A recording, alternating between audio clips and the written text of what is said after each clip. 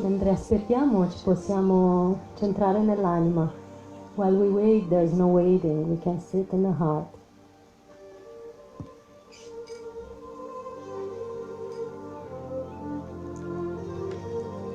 You can speak in English, just in English, so we have Italian and French translation.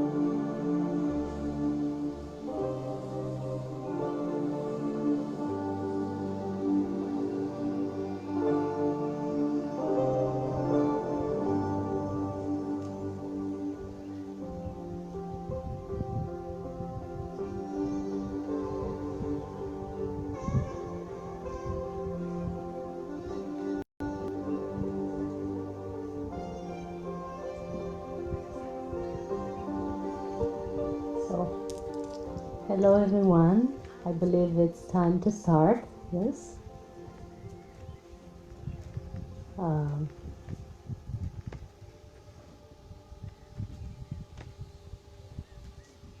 My name is Eltrayan, Cristiana Eltrayan. I'm very happy to be here with you again. Like every year we meet here for this outstanding global event. For me, it's always an honor to meet these amazing hearts that you are. And it's always a pleasure to be able to share space with you. Thank you for having organized this gathering again and give all of us the opportunity to share each other with each other. I'm gonna speak a little slower so that people can translate. Just let me know if the rhythm is okay. Yes? How many of you have been here before? All of the others are new? Who is new?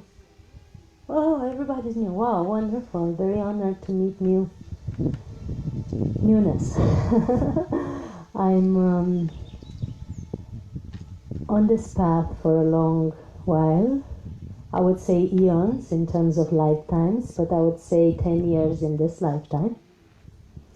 I've discovered the reality of pranic consciousness 10 years ago when some friends invited me to a conference in Bucharest, in my country, Romania, where a very nice friend of mine, very powerful friend of mine called Jasmine, was holding a workshop every year.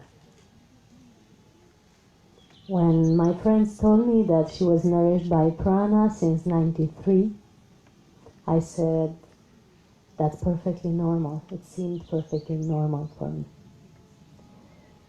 But unlike many people that I know, I didn't want to jump to it, and make it a goal in my life. So I was never really interested in stop eating. How many of you are here because you want to stop eating? You want to be only on prana. How many of you have this goal in your life? You have a goal, yeah? Yeah. How many of you are here just because you find that this information is possible and you would like to experience for a while how it feels like? How many of you are here just because you find it very weird and you want to know what these weirdos are doing here? You can be honest now. Don't worry, we're used to that. We do this every year for many years. Many people just sit there and say, these are complete freaks. And it's normal because hearing that somebody hasn't nourished himself with physical food for 20 years kind of feels like a cartoon or a sci-fi movie for some of us, right? How many of you have experienced that feeling? That this is too sci-fi for, for us to be real. Thank you very much for your honesty, yes. And it really is a bit of a sci-fi, you know, because it has science and it has something that used to be, until not long ago, fiction. Yes? I will talk about both of them today. I will talk about the science of it because I love bridging science and holistic information. And I will talk also about what some of the people joining these gatherings think to be fiction. Fiction, like limitlessness of humanity. Yes, we as humans are limitless. Our bodies are limitless channels of energy, limitless transceivers of information. That is, there are no limits for what this body can do. And when we say there are no limits, I say, and I'm going to go very far out now, just to integrate this sci-fi reality into here.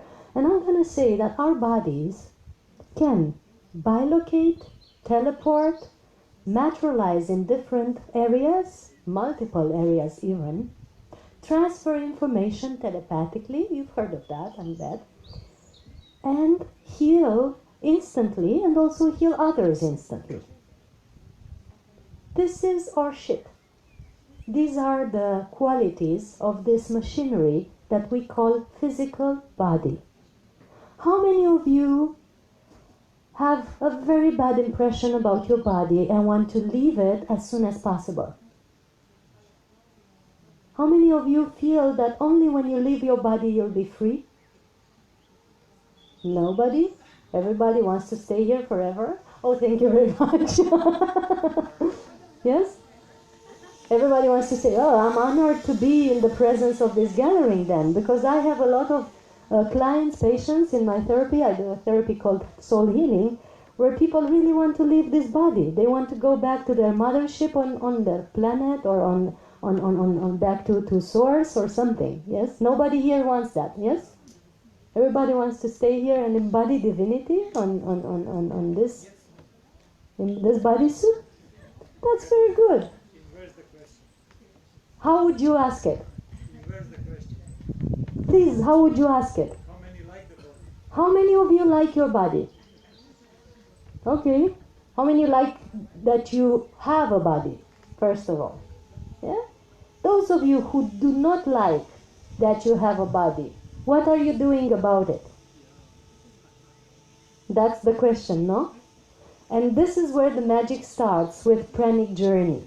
Because when people do not like that they have a body, or do not like how they feel in their bodies, or do not like the fact that they have embodied here, are either having the option to leave it, but that's not going to happen very soon for some of us, or they have the option to shift it. You can actually shift your body ship into something that is more limitlessness than you used to have so far. And I was just talking to somebody this morning about it, and we were discovering together the modalities to do that. How could we shift from feeling limited in this body and feeling cluttered, you know, like you've been put in a box, from feeling that to feeling limitlessness, to feeling that you have limited power, limited awareness, unlimited power, unlimited awareness, unlimited expansion. Would that be possible while still being in a physical body? What do you think? Yes? Oh, that's a good start for us today. This is what I'm going to talk about. I would love if people would be more open to know that actually free energy and freedom of limitlessness is available for all of us. That's a good start for the new era or the golden era of humanity. We have had science proving already that universe is unlimited. We have had science proving that every atom or every minute particle of an atom holds in itself the whole information of the universe, which is one step to limitlessness, because you don't have to research the whole universe to find information. You just can focus on the minutest particle of it. And the one who was in the program today at 1, Nassim Haramein, is one that's researching this very well and has proven that scientifically. So I'm going to refer a bit to his work as well while talking to you today, because free energy in devices and free energy in our human body is functioning pretty much the same. And it's why for a long time now I'm inviting scientists in my projects to join their knowledge together so that we can discover what the body does when it's nourished without food. What the body does when it's nourished in a pranic way. What happens with the hormones, what happens with the endocrine system, what happens with the bone and muscle structure, what happens with the blood, the glucose, all that stuff.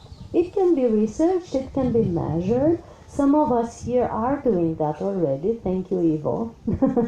And I believe there's further research that can be done to help us understand why this is not sci-fi and why this is very, very real actually. And for now, I have 3 projects that I'm working on constantly. One is the Pranic Festival in Romania, that is in August 15 to 19. The second is the Pranic Consciousness Summit online, which is interviewing all the Pranic people I know and finding out why and how they are on this journey. And the third one, which is developing, is this contact between science and holistic world, where we can join forces together to really research what is happening with the body, what is happening with pranic consciousness. Not long ago, I've interviewed and had a talk with Dr. Sudhir Shah. How many of you have heard of him? There is a movie called Light, or In the Beginning There Was Light, where there's an old yogi who has been on prana for 70 years already. And he has been monitored in a hospital with all the most outstanding devices to monitor his body functions for about 14 days or so. And they have proven that he was actually not taking any food or liquid, and still his body functions were perfect. And not only they were perfect, but he was actually producing urine out of nothing, and he was transforming it into energy. So urine would develop in his bladder, and then it would disappear. This study has taken place, I guess, in 2003, if I'm not mistaken, in a hospital in Ahmedabad, done by one of the most important renowned doctors, neuroscientists of India. His name is Sudhir Shah. And having chatted with it not long ago, and I will continue to with the second interview soon, he has agreed. He has not only confirmed that he has participated and monitored his study very, very diligently with cameras, with CCAD, with personnel on the room, with all the most advanced tests that are possible. So not only he has confirmed that, but he also confirmed that this special yogi had a very interesting way of being, which is beyond feeding or not feeding. It's actually a special emanation, we might say. But that's going into the holistic realm. Back to science, he has agreed to participate with other scientists in the study. And I'm very happy to have his agreement. You can see this video on YouTube, on my channel, I guess. If you search Cristiana Eltrayan and go on the YouTube channel, I think it's available. If not, you search Pranic Consciousness Summit and you'll find it there. The point is, this year in July, I will hold a conference at the Resonance Academy in US, where Greg Braden, Bruce Lipton, Nassim Haramein, and others will be present. And this is where I strongly believe, and it's the same topic, free energy unveiled. I strongly believe that more awareness on this subject can be brought to science so that research can start at a very, in a very powerful way.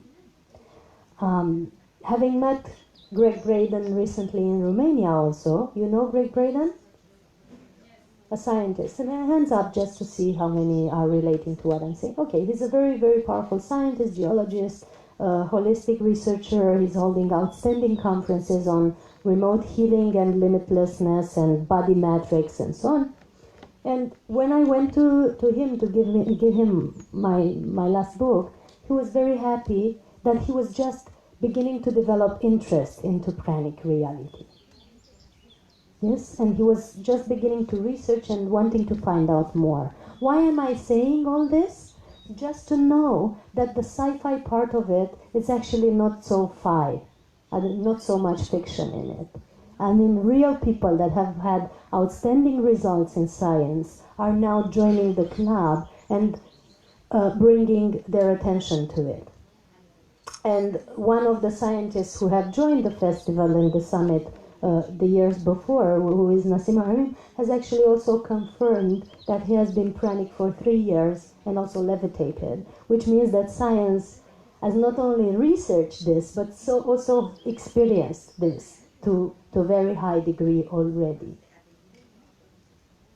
I'm going to go further and refer to one very powerful scientist called Franz Wilczek, which has just won a Nobel Prize, yes, recently, who has said publicly that we are children of the ether.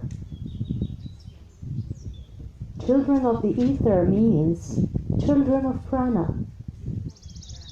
So Nobel Prize winning physicists that are renowned in the most rigid scientific circles are making affirmations that could open us up to dropping the concept that this is fiction and really studying this from the perspective that this is very real and it's worth our attention as humanity. It is time for us to not be superficial about it anymore and to really go deeper and dive deeper into it, to see exactly what happens, not only to ourselves, but to all the others who are experiencing this. Because we are having a ship or a body that, as I said, is limitless in his possibility. And the fact that we're using just very little percentage of its capabilities is making us feel not so great here, right? You don't feel so great traveling 10 hours in a train, you? Would you like to teleport? I would. I'm still trying to remember that, and I have to confess. It took me 10 hours to get here from Romania. It's frustrating. Especially while knowing what I know about human body capabilities. Those of you who do not believe this is possible, I invite you to read the book of a very renowned scientist called Bart T. Spending. Bart T. Spending. It's called The Life of the Masters. Yes? Good book, huh? Good book. Where a group of 11 scientists have journeyed at the beginning of last century, have journeyed to Tibet to make some research that had nothing to do with ascended masters. But the path of divine will has led them into the monasteries of Tibet and gave them access to not only some manuscripts that had very powerful teachings, Tibetan teachings, of the limitlessness of human body and the history of humanity in truth, but also they have met people there, and that is reported in a scientist book. They have met people there that were able to live for hundreds of years without the necessity of using nourishment and with the possibility of remote viewing, remote healing, moving their bodies without using transportations to long distances in very short instances, and so on and so forth. I invite you to read that book. It's mind-blowing for some and just confirming for others who maybe have had some of these experiences. So as you see, I haven't come here to small talk you. I'm talking about the biggest possibilities that are far beyond not being nourished by prana, not being nourished by food, are far beyond just pranic nourishment. I'm talking today about pranic consciousness, freedom, limitlessness. Are you interested in that, or you just want food intake? Yeah? Okay. So that I know that I continue. Because I can talk for hours about how to not eat or how to, but I'm no longer interested in that. Not so much. The decreasing of food intake or renunciation of food is a byproduct of consciousness rising. It is not a byproduct of just one process or a fasting week. It is not a byproduct of putting your will into it. I want now to stop eating. I will starve myself until I do it. It's not the way to go. It's not a byproduct of intention or determination. It is a byproduct of alignment, though. When you align yourself more to the frequency of divinity that you are, when you align yourself more to the emanation that is breathing us all, that is waking yourself up in the morning, and I'm not referring to the alarm of the clock, that which opens your eyes, breathes your breath, moves your lung, or your heart, pumping blood from it and so on, that thing, aligning to that more and more. Aligning to the limitlessness of your intuition capacity, of your awareness ability, and of all that is possible for you as divinity. That's what eventually would be maybe make you feel nourished. For most of us, it has done so. So most of us have been feeling nourished as we aligned more and more to that source or divine power or whatever you, universal force, whatever you need to call it. Yes, some call it God even. As you align more and more to that, some of you might not feel hungry anymore. How many of you have already experienced not feeling hungry anymore? Wow, we have a good crowd here. I'm so honored. And having felt that, have you still felt that it's necessary to take physical food from time to time? Some of you. Yeah, it's beneficial, it's good, yeah. Have you felt guilty about it? Ever? No, it's just normal, no? Because I'm asking that because many in these gatherings, at least the years before, were strongly believing that if they reach the level where they're not feeling hungry anymore, and if they reach the stage where they don't need to eat anymore, if they took a piece of chocolate, the universe would just drop. or their pranic badges would fall off. And then, God, I have to go back to the normal life again. It's not like that.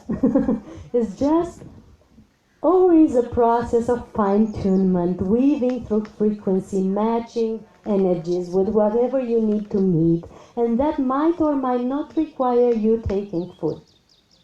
And with this, I'm going to tell you a bit about my journey and what happened, if you will, because it makes a good statement, and it's a very weird, not classical story usually. So when I was in the beginning of this journey, well, first I had my first pranic experiences in my youth when I was 14, and I needed to balance a bit my energy in my house with the family, and I stopped using food or very little food for quite a while. I was having half an apple a day or a biscuit a day. And I continued that without knowing what I was doing until the energy of the house was better, of my family and what was happening then. I felt healthy, I was going to school, I was okay, but I was not feeling to eat. And that resulted in me having the first experience that I later on, 14 years later, found out it's called being nourished by prana.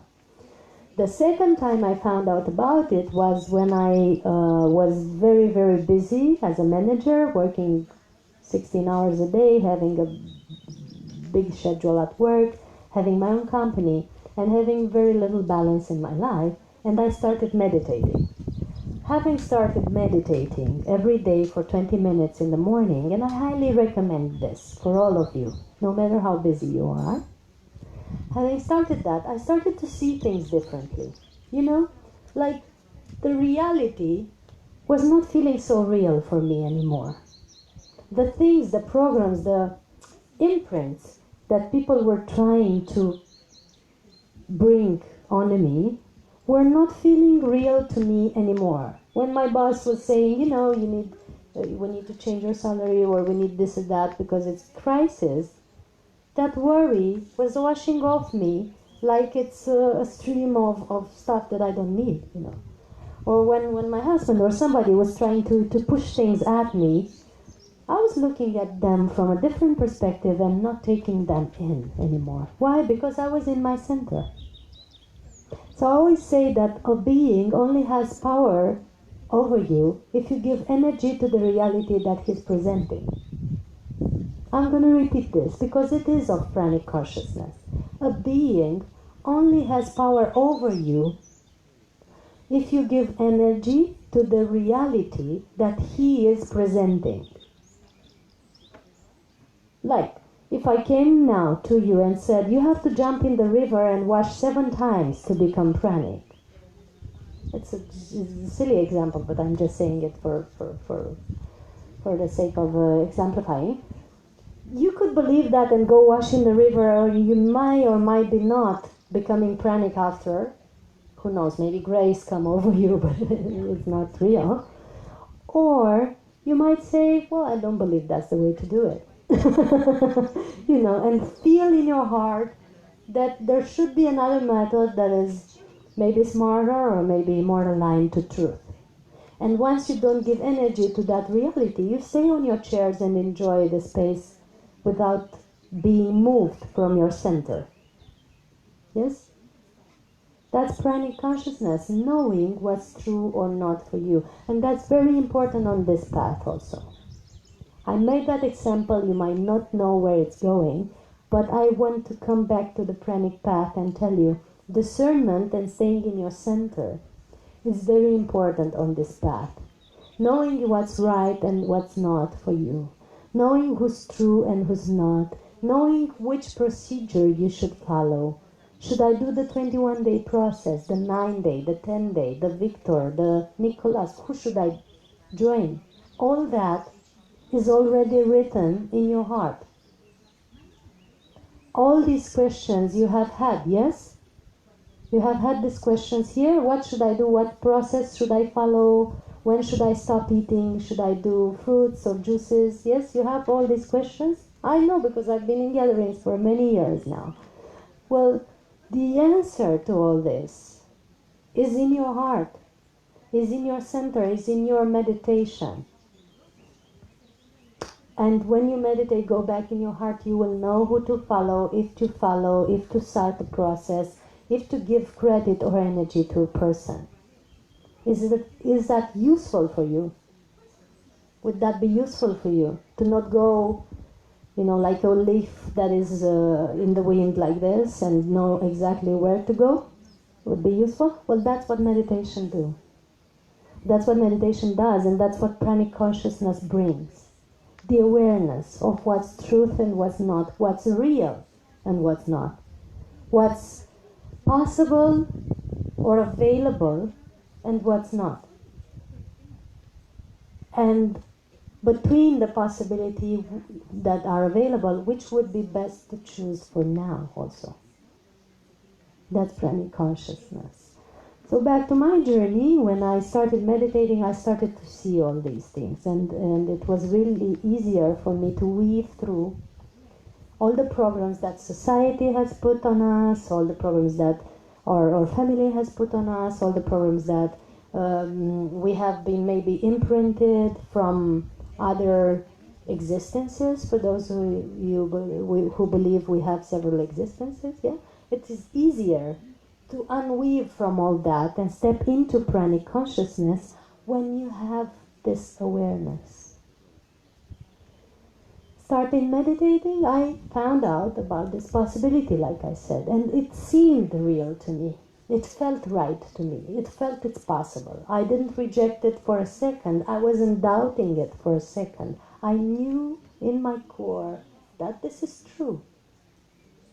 Why didn't I stop eating right away? Well, because I never went after cities or superpowers.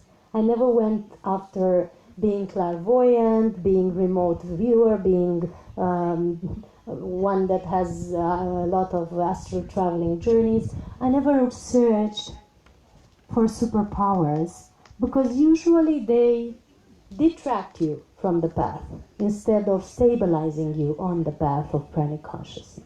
You get caught into the astral realm. Wow, so many beings, so many worlds, so many existences that you can be projecting yourself into. But they are, like I said, projections. So once you get out of that or beyond, you can see how there are also movies, like the movie of the reality that you're in now. How many of you are into astral traveling? Well, journey safely. Yes, well, all I can say is journey safely and be aware that it's also a journey, which has a beginning and an end, and there's other roads beyond or below, and so on. I've never been interested into cities. What I've been interested into really was to stay centered beyond all the qualities, abilities, or gifts that I might receive on this journey. Because for me, they are all roles and role plays. Like I have this body now that is of a young woman, or a woman, yes, and I play this role of holding a conference here, but also many other aspects of me are holding many roles in many other aspects of the universe. Some on the starship, some on the spinning a galaxy, some having different roles of leadership in certain star nations. And that is possible. You can be aware of all that and be conscious that you're not only here. But it's also important not to get to identify with that role either. Oh, I'm the leader of a big starship and this is what I can do from that starship. It's not important. You'll get out of that role quickly also. In terms of eons, that's a blink of an eye. Does that make sense to anyone, what I'm saying? Yes? This type of consciousness. So pranic consciousness, I'm going somewhere with this conversation. Pranic consciousness is going beyond all the roles, all the programs, all the things that are limiting your freedom of expansion and are limiting your awareness of you being one with all. Until you are really aware that you're one with all, that you're connected with all, and there's no separation between your atoms and the atoms of everything that moves or breathes and everything that is apparently still, until you're there, it's just a journey. And when you're there, you're quitting to want anything. You're quitting to want to not be nourished or be nourished by prana. You're quitting to want to be traveling or not traveling astrally. You're quitting to want to be a woman or a man, to be in a couple or in a single. You're quitting everything that would be wanting. I've had that experience for some while. So knowing the flavor of it or the perfume of it makes me now not pay so much attention of whether I eat or not.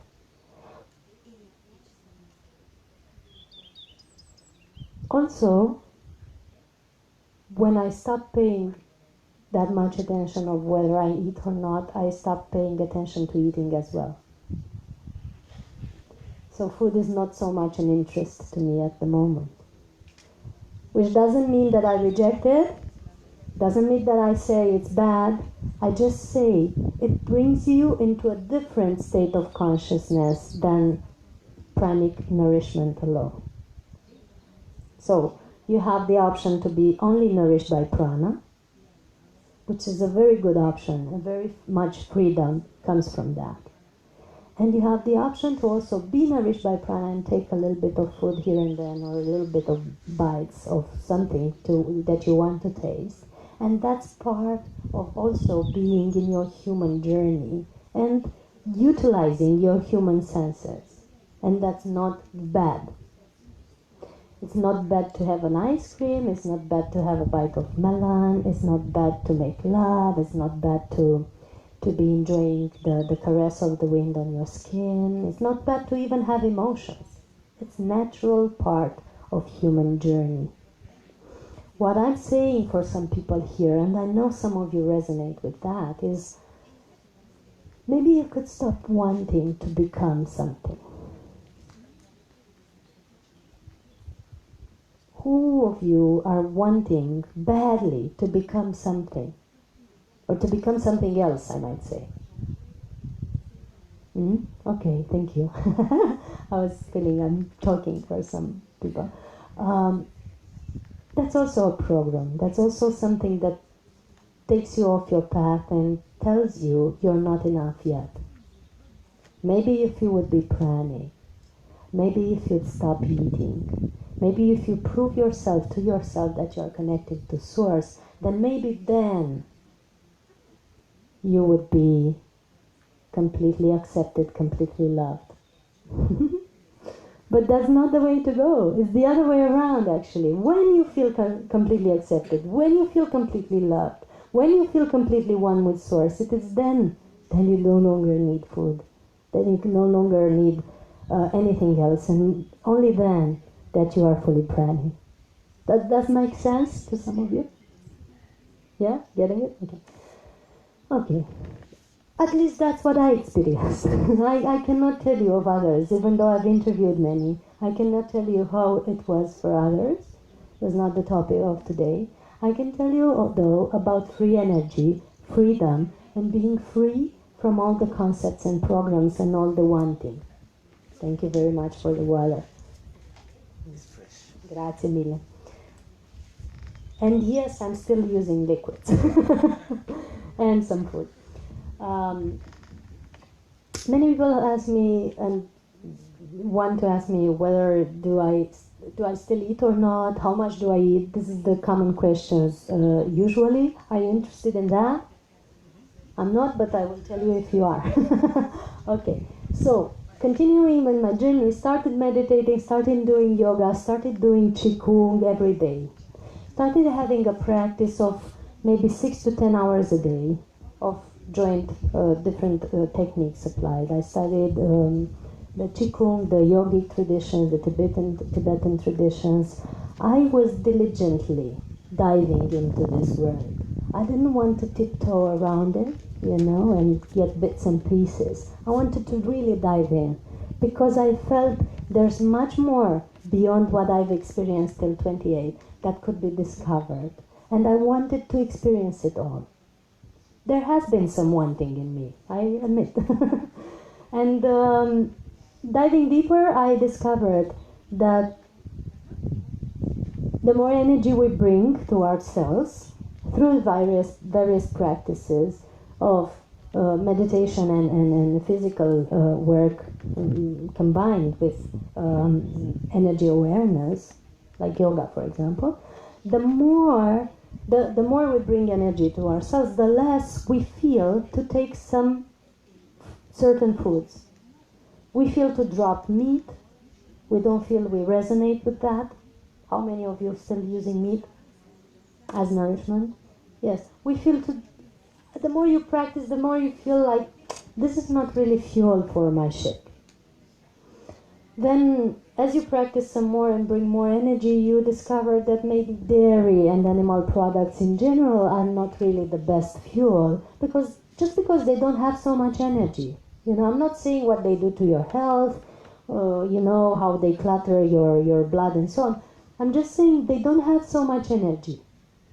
No, because the cow ate the grass, it passed it through her body, it took all the prana from it, and then it gave you some milk, and that's second-hand prana. You don't want that. You want first-hand, right? So you feel that you do not resonate so much with that type of nourishment.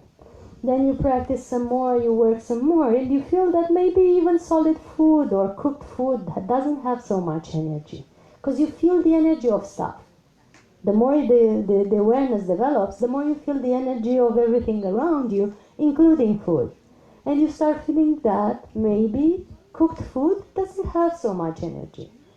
Even if it's vegan, even if it's not second-hand or third-hand, still it doesn't feel like when you put it in your body, you have an energy boost, because that's why we should use nourishment, to have an energy boost, right? Some use it for pleasure, some use it for emotional reasons, but the main reason that we take energy as food is to have an energy boost. And from that, you can ask yourselves what brings you that boost. You move further into juices, maybe, or into vegan raw food, and you discover, well, yeah, it's good to have vegan raw food, maybe once or twice a day, but is it necessary to have it really 3 times a day with snacks in between, or could it be just once a day? And you start tuning into your body and see, well, now maybe I'm not feeling to have breakfast or lunch. I'm just feeling to have a bit of dinner, a soup or something. That's what happened to me along the years, Or I'm feeling to have not so heavy food on my plate. I'm feeling to have just a little bit of nuts and dried fruits or a slice of melon or something. And that might be enough. Even if your mind tells you didn't have that calories intake in that day, that didn't have the right quantity of food, you didn't have all this and that, but you're feeling that you're okay, because you've already brought energy to your cells. And the more awareness you have, and the more you tune into your body, you also know when and how much to practice. And you discover that certain practices still work for you, if you have them for 20 years, and some of the people here present. And some practices, maybe yoga or whatever, don't do that much good for you anymore. It's not that they're bad, but you don't need them anymore. And you are aware enough to be able to change them. Or you are aware enough to be able to do small shifts in your life, very subtle attunements, everyday shifts that would bring more joy to your life, would bring more prana into your field. Because pranic journey is about the joy. Pranic journey is about how long you would keep that water fasting or dry fasting that some teacher told you about. It's not about that. It's about how much the light and joy you have in your life.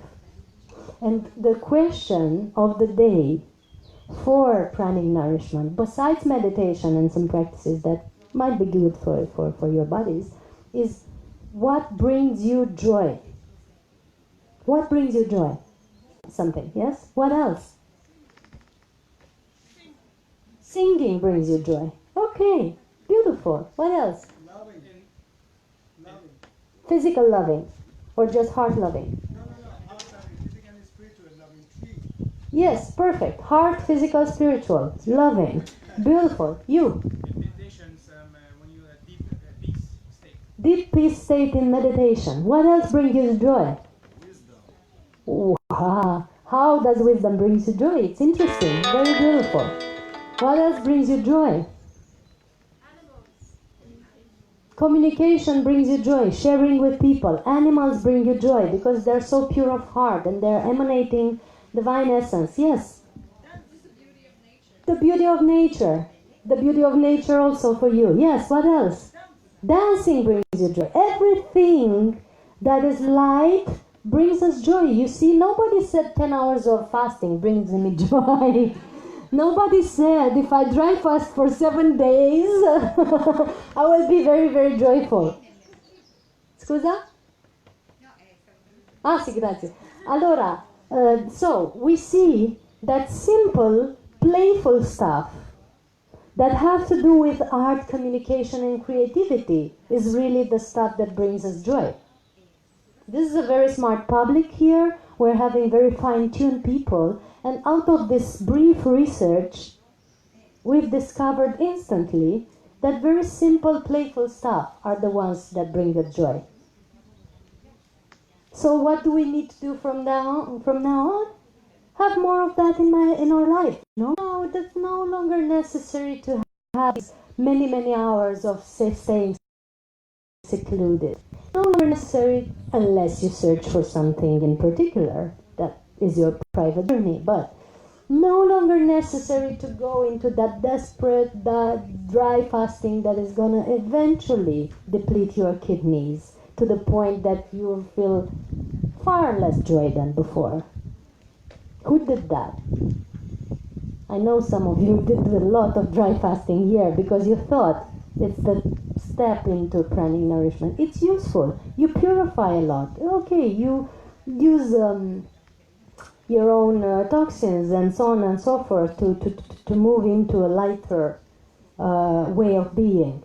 But are your kidneys okay? Is your body okay at the end of it? Are your adrenals fine? Do you have enough energy to be joyful?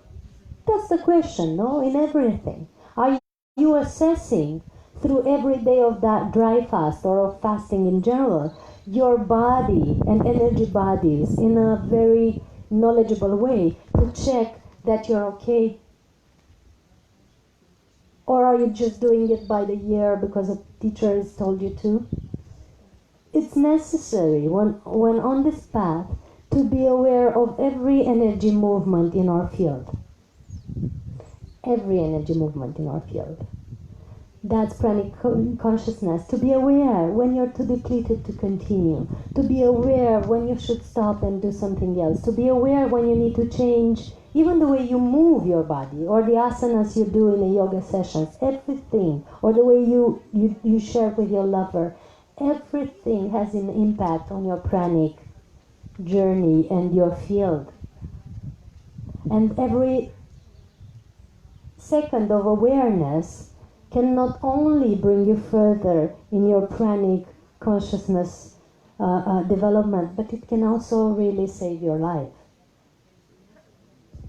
You know, because there's people who have really died on this path, and it's not easy to witness that for some of us, yes? Because we want humanity to evolve and thrive on this path, not to be even more confused, even more depleted, even more far from its center, right? We want humanity to thrive on this path. When we are talking about it, we're talking because we feel we have been here before and we have been in a state of pranic consciousness before, and the ancient civilizations on the planet, which some of you have lived in or are representatives of, have had this experience before and know how it is to transform body into light and to be nourished by light, right? How many of you remember? How many of you remember Atlantis or Lemuria or other star nations, maybe from other places where you have just already experienced that, or pranic nourishment, pranic consciousness? You remember, right? That's why you're here. That's why you feel called to this. And that's why you believe that this is possible. But the important thing is to be aware of where we are now as humanity and what we have to manifest now and what's possible for us now. And yes, pranic nourishment is possible and it is proven and it is available. And free energy also is available for all of us, for our bodies and for our systems. Cars, devices, ships, whatever we want, we can have with free energy already. It's not somewhere in the future, it's now. But that requires a very deep awareness of where we are as civilization and what we head onto. Do I still have time? Can somebody tell me time? About half an hour. Half an hour. Because at the end I want to not only talk about it, but also give you the gift of experiencing some nourishment, some lunch or whatever time of the day is. Through a brief meditation. That's why I'm asking about the time. So at the end we're going to have a brief meditation where we experience how to be nourished in a deeper way. But before that I'm just going to share a few more words. Now let me know if you have any questions so far. Questions of what I shared so far. Yes, no, maybe? Questions? Yes, because instead of continuing like that, I could even be more specific and answer what you want. No question? No, good. All is clear. All is clear. We'll see about... Yes, please. She wants... the girl behind you wants to know. Ok, yes. Volevo chiederti, quando entri nel viaggio astrale, in che condizione è favorevole trovarsi? Come fai ad entrare nel viaggio astrale? Perché ho avuto delle esperienze e mi piacerebbe rifarle, però non so come succede questa cosa. So she wants to know about astral traveling and what's the best state to begin in. I will tell you a bit about my travelings. Oh, this weather here. There's a classical way of astral traveling that implies leaving your body and going somewhere, right? Many of you know that way, yes? There's another way of experiencing the astral realm that I do not call traveling because it doesn't imply an A and a B. It doesn't imply being here and there and going there. It doesn't imply going anywhere, actually. It implies, though, expanding to the awareness of perceiving realities that might now seem far away from your body. But you're not going out of your body, you're just expanding towards that reality while still being present in your body, never leaving it. That's my experience with it. I've also had experiences when, while being in a room talking to a friend, early in the morning, for example, being fully focused on the conversation, my energy, some part of me, an aspect of me, I won't call names or specific terms because we each one have our own understanding of holistic language, but a part of me that was taking my shape and presenting itself at me was participating to a gathering in another place. And my friends then told me at lunch, you have come to me into the gathering, you have presented yourself in front of me, and when I wanted to speak with you, you smiled and disappeared. Just don't do that, it's weird. And I said to them, I didn't do it on purpose, it just happens. And I, most of the time, not aware that I'm there.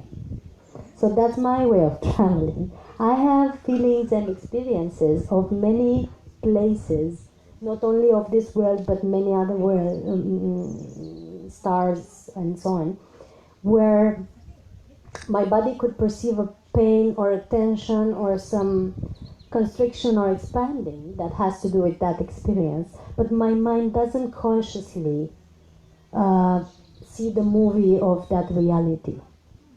But I am there also. But I'm expanded to there. I'm still in my body, present, fully here. And that's why my body perceives it. But not my mind, just body and energy field. There's also the experience where people see me appearing in their theta state or dream state And they have woken and saw me in the room, and then when they started asking questions, they said, you just smiled and stood there, you didn't talk to me. And again, I said that I was not aware of being in their room, but I was at home in my room, and I was feeling their energy or the pains that they had in their bodies and so on. And the next day, they no longer had these pains. So that's how my bodies travel a bit. Other things that have happened is that people have perceived me in dream state, and I gave them clear instructions of places to go or things like that had to do with their evolution. And then the next day they remembered, but I didn't know anything. But when they told me the story of me being there, I perceived that in my meditation I had information about them having to go to a specific location or temple or so on. So some part of me travels, or doesn't travel, but manifests itself in some locations that are necessitating my presence, but I'm not leaving my body. Yes, it's just the possibility of being ubiquitous that is available to many of us, actually, that can be experienced. But I do it on purpose, and I don't travel for the purpose of being somewhere else, because for me here is fine. you know. Yeah, I work a lot also with energy portals, energy vortexes of this planet and other places. And sometimes when my body needs to be at home, a part of me works with that place without me leaving from here to there. It's just expanding the presence towards that place and being aware a bit of what's happening on that gathering. That's how I was able to experience two very powerful meditations in 2017. In October, there was a gathering in the Egyptian pyramids made by Nassim Haramein with his team. And there was a gathering in India at the same time on full moon of October, where Jasmuhin was leading a meditation. And I was sitting at home in my body, perceiving both energies of both meditations at the same time. And at the end, when I talked to them or to the people in the gatherings, they confirmed some of the things that I was picking up. But I didn't leave my body and go there. I was present, I was here. But I was also with them. So many of you, I'm with them all the time. But it's just a thing of perceiving the other aspects of me that are less dense or less physical than this aspect. I don't want this to sound too holistic, but since you asked, that's what I can confirm of astral experiences. And I also can tell that the astral realm is very vast and tricky, and it requires a lot of awareness, focus, and diligence to be able to weave through it, as our friend Mark was explaining the other day, to be able to weave through it without being caught into some other story that is not beneficial for you. So I highly recommend, if you were to ask, very diligent meditation daily before starting any astral journeys. Just be aware of yourself and who you are and what's your essence, and then travel somewhere else. That's what I could say. Yeah. Any other question? Welcome. It's been a little long answer, but I know it made sense to some here. Mm-hmm. Mm-hmm. Questions? Anyone else? Or do we go in meditation? What's the name of the book that you told us before? Ah, yes. Yes. What's the name of the book that you told Yes. us at the beginning? Baird T. Splending. Bear T. Splending. Bayrd T. Splending.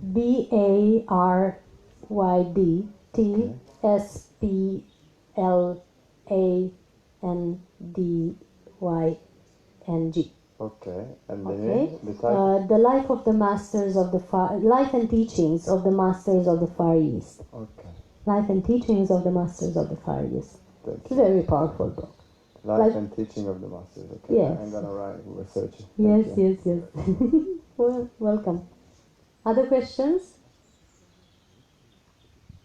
Did you want to ask a question? No? Okay. Good. So what we invite you to do now, or be, anyone? No? Good. Yes. Yes, we continue with questions and then we go into meditation. No rush. Wait. Just use the mic so that everybody can hear, please. Thank you. Thank you. Maybe just repeat that. How do you see and feel freedom? Good question. How do I see and feel freedom? Limitlessness is freedom to me. Like being able to be, do, perceive everything without any barriers. And also autonomy, like being free from everything and at peace with everything as well. That's freedom to me. Good? Any continuations that you need? Here, okay. Oh, no problem. We're all going to take time for questions. It's no problem. I assume you know one of the people who came here to talk, Kay Hogarth? Yes. Yes? So, I was very intrigued and actually shocked by him, by the stuff that he talks about. And I've been hearing you talking about yogis, which is my main area of Expertise, yes. interest, yeah. Okay. And he just says that yoga is now outdated technology is behind us. It's Yes. in the past. So what would you talk about that? So I won't go into discussing Kay Hogarth. He's one of my colleagues, which I respect very much. I know he's challenging to people, but I wasn't present to his talk. Just to mention about him Yes. personally, Yes, but I understand. about the statements. Yes. So I wasn't present to his talk. I wouldn't be able to refer to that very much. But I can say that some of the practices that were very efficient before, from yogic traditions, Tibetan traditions, Qigong, Buddhist traditions, whatever you want to choose, are becoming now, are still beneficial, but are becoming old technology. Because our bodies have shifted a lot in the past years. I won't give a date, I will say past years. And there's a necessity for a more efficient way of practicing. Those of us who are connected enough to be able to download new practices and types of meditations would see that even chakras in some people are no longer like we are used them to be. For those who move further and further into pranic consciousness, chakras no longer are separated. That's going to be challenging. Are no longer separated, but are united in a full column of light. I will give just an example of how our inner technology is changing, yes? For those of us who are fully aligned, the chakras are becoming a column of light, a single unified column of energy. So no separation between them, right? So that requires a different practice, yes? You no longer practice the asanas or chakras or purifying the chakras. You practice something else in that state. Or you don't need to practice anything, maybe. Just full awareness. So that's maybe what he meant. I don't know what he meant because I haven't consulted with him. But what I mean when saying that some technologies, so not technologies, but practices can be outdated, is that our bodies of light are changing, our physical body is changing, the planet body is changing from carbon into crystal. Scientists in Russia have proven that our physical body is changing from carbon to crystal. There's an article on my website, soulhealingacademy.com, that refers to that, and you can read more. And from changing of the physical body, is natural that you do other practices to maintain it or to enhance it, right? That's what I think is meant by outdated technology. But I do not say that yoga is no longer necessary though, or qigong. I still practice them.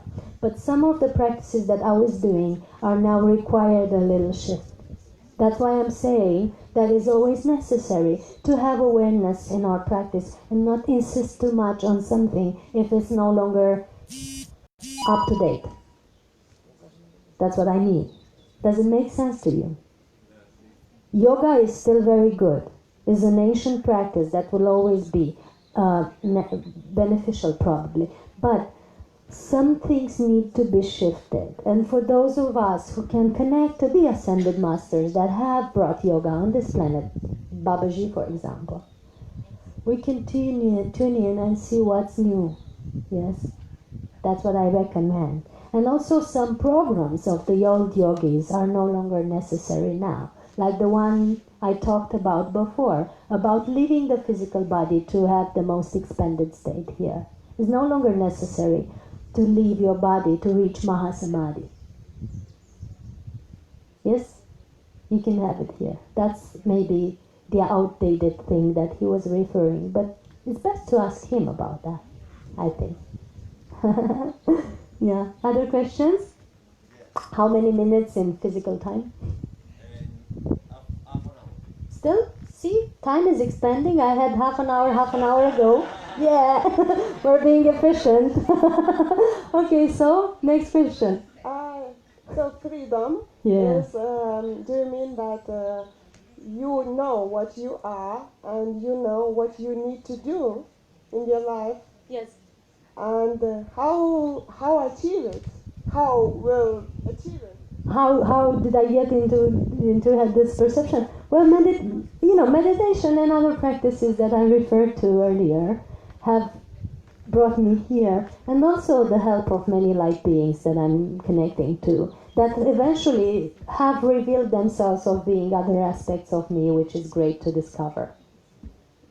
Make sense? Okay. So practice, meditation is usually taking you there, into knowing who you are and what you need to do. That's what helps. Yeah. Mm-hmm.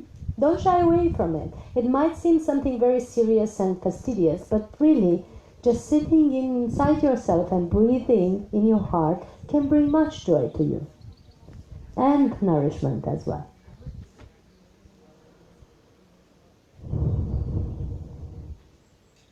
Which we are going to do now, huh? I believe. Any other questions? No? Yes? No? No? Yes? Yes? Okay, we're going into meditations, and if necessary, we'll talk more after. Maybe something that you experience will need to be asked after. I'm just going to take a moment to bring something that I need, and then we can begin. In the meantime, I invite you to center in your heart and start following your breath. Yes? So just center in your heart, start following your breath.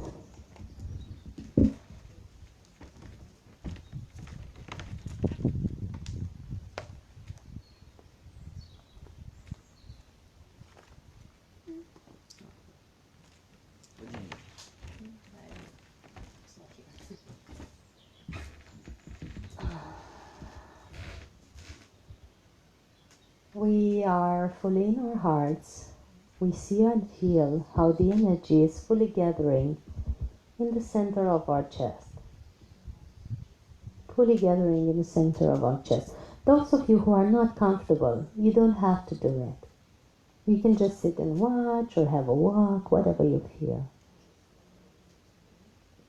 You start centering in your heart and you imagine, visualize, sense or feel that you're in a light column from the center of the universe to the center of the earth. You're in a light column from the center of the universe to the center of the earth. And this column, which is like a cylinder with a thickness of your hand stretched out, is surrounding you in the most beneficial energy for you now. The most beneficial color, the most beneficial emanation of prana is now surrounding you from the center of the universe to the center of the earth, like a light vehicle. You breathe deeply the energy or color or light from this column. You feel it surrounding you fully.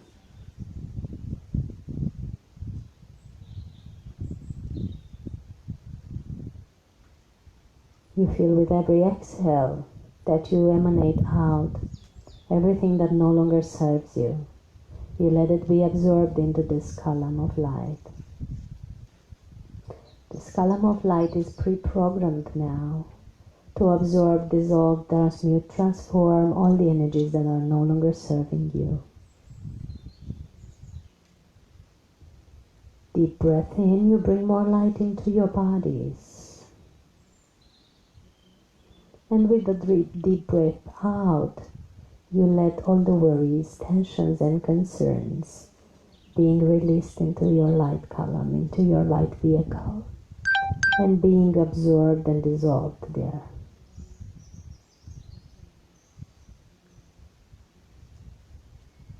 Deep breath in, you fully feel